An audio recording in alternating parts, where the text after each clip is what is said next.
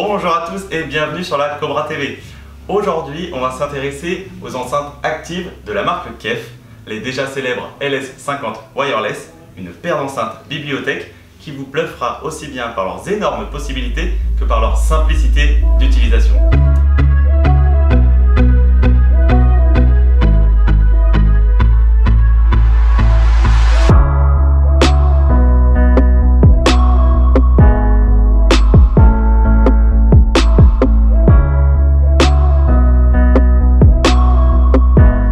Aujourd'hui, on vous fait cette vidéo parce qu'on a la chance d'être accompagné du responsable des ventes de la marque KEF, Loïc Maillet. Bonjour. Bonjour. Enchanté. Enchanté. Et donc, il est là pour répondre à toutes nos questions et on va pas se priver. Allons-y. C'est parti. Alors, déjà, Loïc, est-ce que tu pourrais nous présenter tout simplement cette paire d'enceintes, cette jolie paire d'enceintes bibliothèque? Tout à fait. La LS50, en fait, dans sa version active, vient de sa grande sœur, la LS50 tout court passive, qui est une enceinte qu'on avait développée il y a quelques années pour fêter les 50 ans de KEF. Et c'est une enceinte donc qui est vraiment dédiée à la hi-fi. C'est une enceinte de monitor au départ. Et l'idée qu'on a eue en faisant sa version active est double. La première, lui amener la meilleure électronique qu'on pourrait lui associer pour permettre d'avoir un très bon mariage entre l'ampli et l'enceinte. Et la deuxième idée, c'est de la rendre très simple à utiliser en lui intégrant un DAC ainsi qu'un streamer afin d'avoir la possibilité donc de streamer sa musique ou de récupérer de la musique sur un disque dur par exemple. D'un point de vue technique, performance musicale, quel genre d'amplification elles embarquent? Alors, ce sont en fait des enceintes qui sont chacune amplifiées de manière indépendante. Elles ont chacune deux amplis.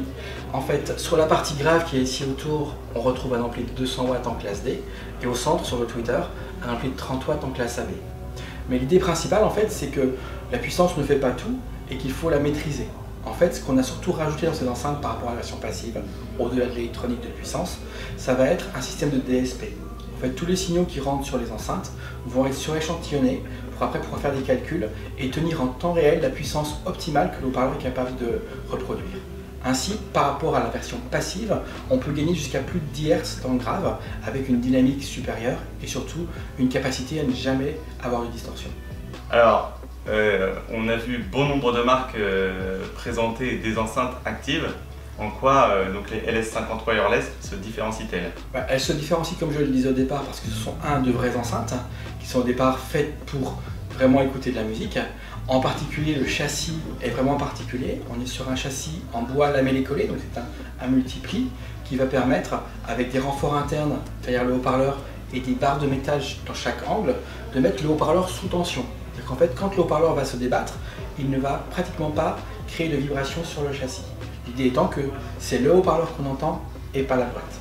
C'est là qu'on a fait une grosse avancée en fait sur la LS50.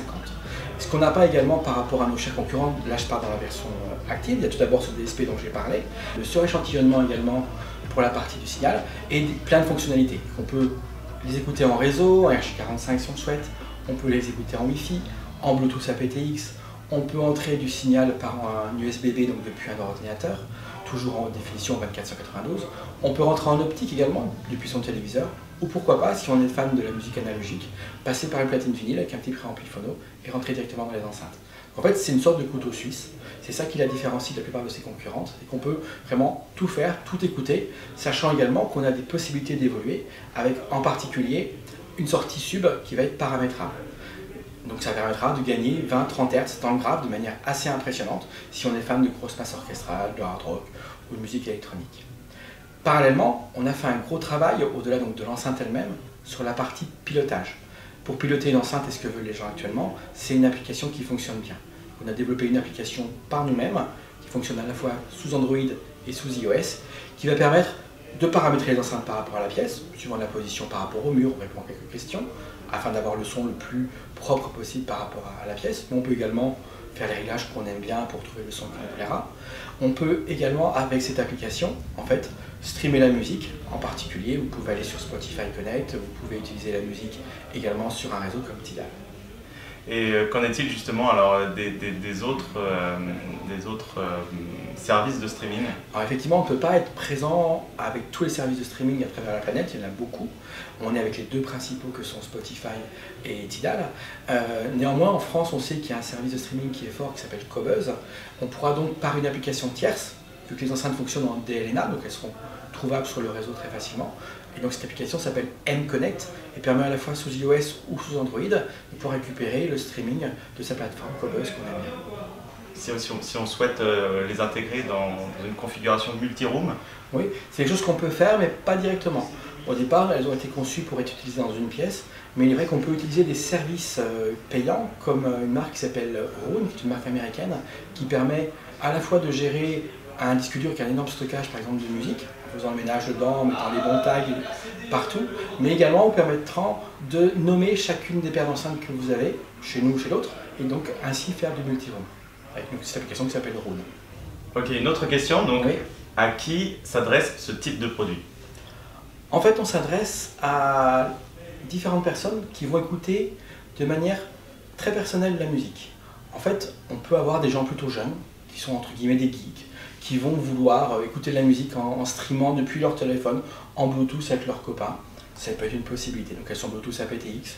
Maintenant, si on veut écouter avec une meilleure qualité, effectivement, on peut streamer de la musique via une plateforme, on a parlé de Cobuzz, de Spotify ou de Tidal si on veut vraiment quelque chose de très bonne qualité.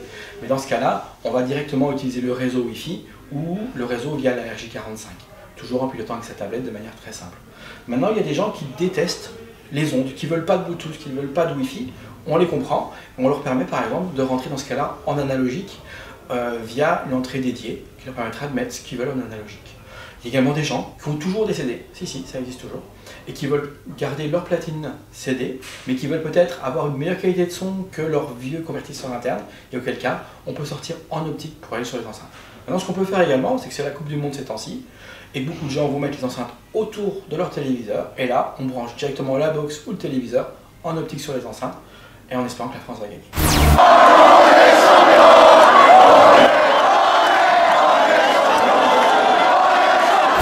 Au niveau des finitions?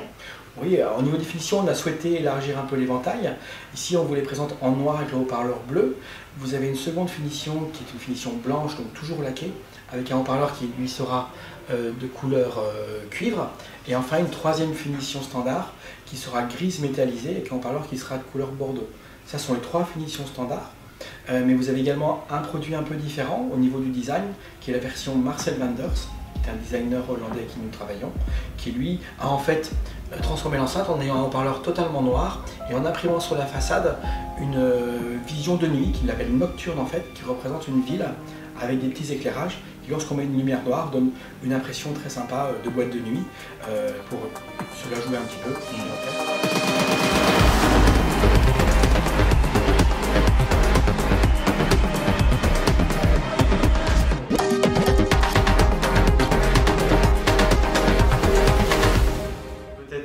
Les accessoires, comme là je vois, elles sont fournies avec, elles sont présentées sur des pieds. Tout à fait, j'allais oublier. Donc on complète l'offre par des pieds que nous avons dédiés aux enceintes.